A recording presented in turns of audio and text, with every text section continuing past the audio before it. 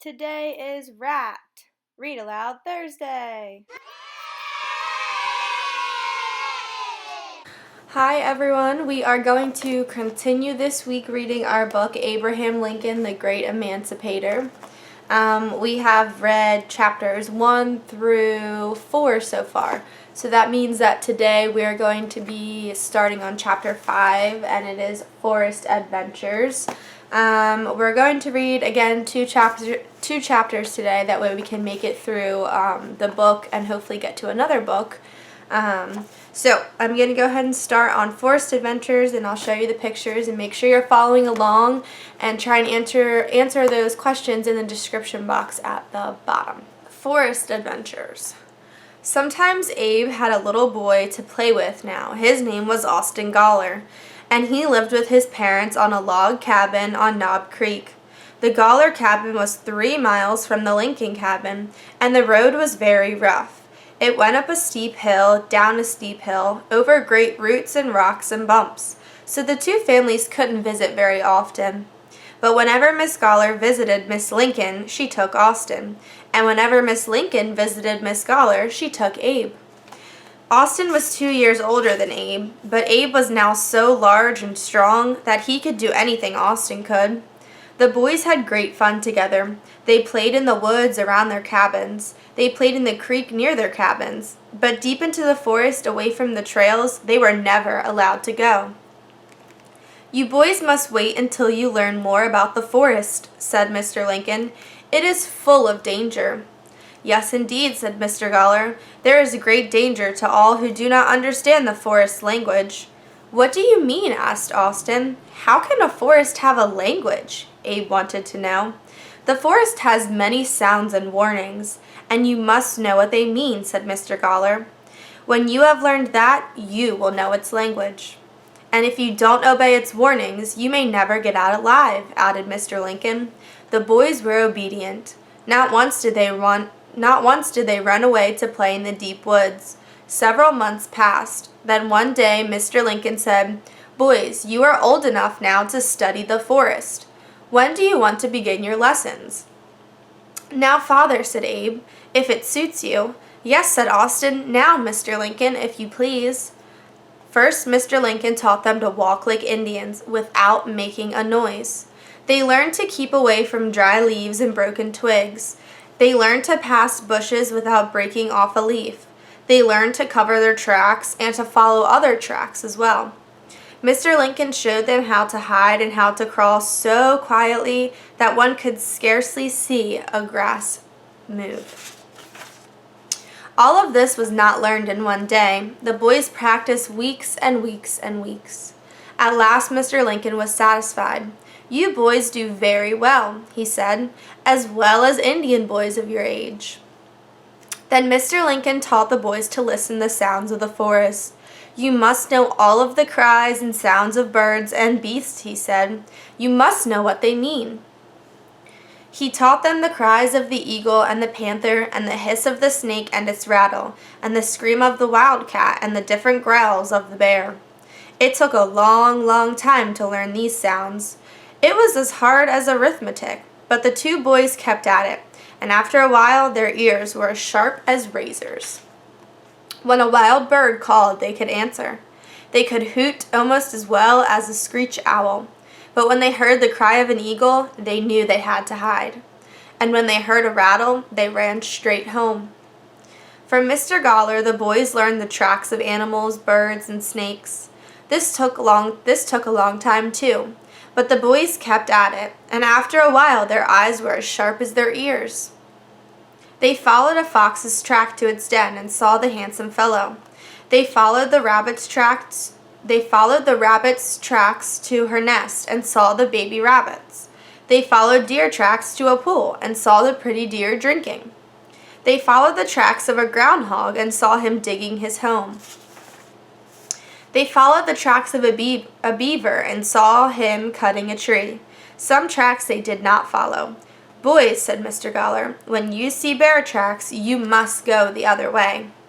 And you must never follow tracks of panthers or wildcats." The boys obeyed him. They knew now that it was safety first in the forest. They learned to notice everything. If a twig was broken, they saw it. If the moss was crushed, they knew it. One day they thought they saw a log move. Neither boy thought of running to the log and jumping on it. Neither boy screamed. No, indeed. They hid behind a tree and watched. Not one word did they speak. Not one sound did they make. The log moved again, and then something came out of it. A big black bear. The two boys ran home, and they just ran as fast as their legs could carry them. One summer day, Abe and Austin were playing in the woods. They swung in a strong grapevine swing. They swung up into the blue sky and far out over the wide creek. It was a great fun. They smiled and laughed and sang and whistled. Then Austin said, "Let's play Indian." "All right," said Abe. "Let's go to the cave. It's the best place in the world to play Indian." They jumped to the ground and started toward the cave. "You're right," said Austin. "That cave is the best place in the world, too." Just then they heard a strange sound, a cry. Both boys stopped instantly. "What was that?" whispered Austin. "It sounded like a baby crying." "A baby? Out here in the woods?" Austin said. "There couldn't be, Abe." "Of course not, Austin. It sounded like one." Then the boys heard the cry again. "I can't understand it," said Austin. "It comes from those bushes," said Abe. "I'm going to see what it is." Austin seized Abe's arm. "Don't go over there," he said. "It might be a panther." "A panther?" "A panther can cry just like a child." "But it might be something that is badly hurt," said Abe. "I think it's a panther, Abe. I wouldn't go near those bushes." "I'll wait till it cries again," said Abe. "Shh," said Austin. "There it is." "I know it's something that is hurt," said Abe. "It has that kind of sound. I'm going." He ran toward the bushes. Austin waited just 1 minute, then he followed. He couldn't hang back when his chum went on. The boys reached the bushes when they heard the cry again. It was there, right by the place where they were standing. They parted the branches, and as Abe had expected, there was something that was hurt. There lay a little dog with a broken leg. Poor doggy, said Abe. "Poor doggy," said Austin. The little dog looked at them. Then he cried again and again. "Don't cry, doggy," said Abe. "I'll fix your leg. I know how." He made a splint of stiff bark. Then he put the splint on the broken leg and tied it with soft strips of bark. Austin watched him. "I wish I knew how to make a splint," he said. "Father showed me." The poor little dog stopped crying and licked his hand. That was his way of saying, "Thank you, little boy." "Let's hide him in our cave," said Abe, "till he can walk." "The very thing," said Austin. "I'll go on ahead and make a bed of leaves." Abe lifted the dog gently and carried him to the cave. Gently he lifted him on the bed of leaves and patted his head. "I'll take care of him," said Abe. "I live nearer the cave than you do, Austin."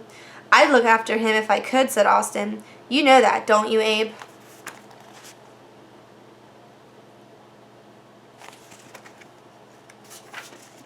"Of course I do," said Abe. "You could never let the poor dog go hungry any more than I would." Then the boys patted the dog again and went away. That evening, Abe took food and water to the dog. He fed him every single day. He gave him fresh water every day. He made a new bed of leaves every day. He made a new bed of leaves every day. As soon as the dog could walk, Abe took him home. The broken leg was crooked, but it was really strong. Abe named the dog Honey because he loved him dearly, and the dog loved Abe dearly and followed him everywhere. All right, Chapter 6. Abe Learns by Watching. Mr. Lincoln came into the cabin and looked around. He saw Miss Lincoln getting supper. He saw Sarah helping, but he didn't see Abe. "Where's Abe?" he asked. "I sent him to Miss Brown's with some venison," said Miss Lincoln. "When did he go?" "At noon, just after dinner." "He should be home by this time." "Of course he should," said Mr. Lincoln. "He is playing in the woods." "It's a long way to the Browns and back, Thomas. There are 2 steep hills to climb." "I know, but he should have been here an hour ago." "I want him to help me with a log. I can't lift it alone, and the fire is almost out." Then Mr. Lincoln sat in front of the dying fire and waited.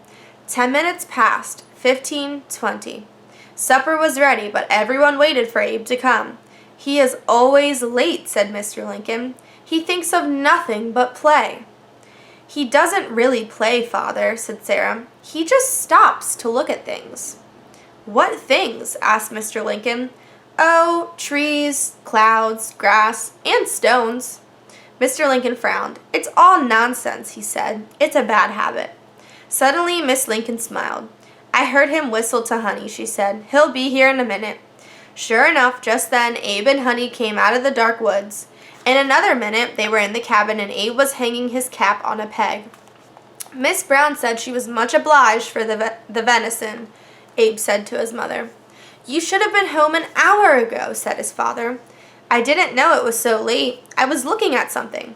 "You are always looking at something," said Mr. Lincoln angrily. "I'll try not to be late again," said Abe. "What were you looking at?" asked Sarah. "That tall poplar tree on top of our hill. You've seen it at least 100 times," said Mr. Lincoln. "But I never noticed how it looked at night. It leans over, you know, Father." "Well, what if it does?" "Why, it leans right across the smoke that comes from Mr. Brown's chimney." "Did you watch that for an hour?" asked Mr. Lincoln disgustedly. "I watched it a long time. I wanted to see if the smoke was always back of the tree. And it was. It was pretty, too." I must look at it sometime at night," said sweet Nancy Lincoln. "There's no sense in looking at trees and smoke," said Mr. Lincoln. "You just waste time, and I want you to stop, Abe." "I'll come straight home next time." "Supper is ready," said Miss Lincoln. "No supper till we put another log in the fireplace," said Mr. Lincoln. "Come along, Abe, and help me bring one in." One night, a few weeks later, a neighbor rushed to the Lincoln cabin. He didn't knock. He didn't take off his cap, and he didn't speak to Miss Lincoln or Mr. Lincoln. He didn't speak to Sarah or Abe. He didn't tell them why he carried a large bucket. He didn't say why the bucket was empty. He just stood in the door and shouted, "Fire! Fire! Brown's cabin is on fire!" "I'll be ready in 1 minute," said Mr. Lincoln, jumping to his feet. "So will I," said Abe. Now the Brown family lived some distance from the Lincolns, but that didn't make any difference. Settlers helped one another if something was in trouble. So Mr. Lincoln seized a large bucket, and Miss Lincoln gave him his cap. Abe seized another bucket, and Sarah gave him his cap. Then out ran Mr. Lincoln and the neighbor, and out ran Abe after them. "I want to go too," cried Sarah. "No, Sarah," said Mother, "you must stay here with me."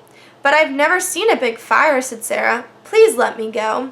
"There's a creek to cross. Could you run over a log in the dark?" Sarah hung her head. Mother went on. "The others will. Then they will climb the steep hills like rabbits and leave you far behind." "I'll stay here, Mother," said Sarah. It was just as Miss Lincoln had said. The two men and Abe crossed the creek in the dark, and they ran across the log, too. Then came a steep hill, and up they went like rabbits. Sometimes Abe slipped and fell, but he didn't mind that. He reached the top. They could see the smoke plainly now, great clouds of it floating into the dark sky. "Yes, it's Brown's cabin," said the neighbor. "There's no doubt of that."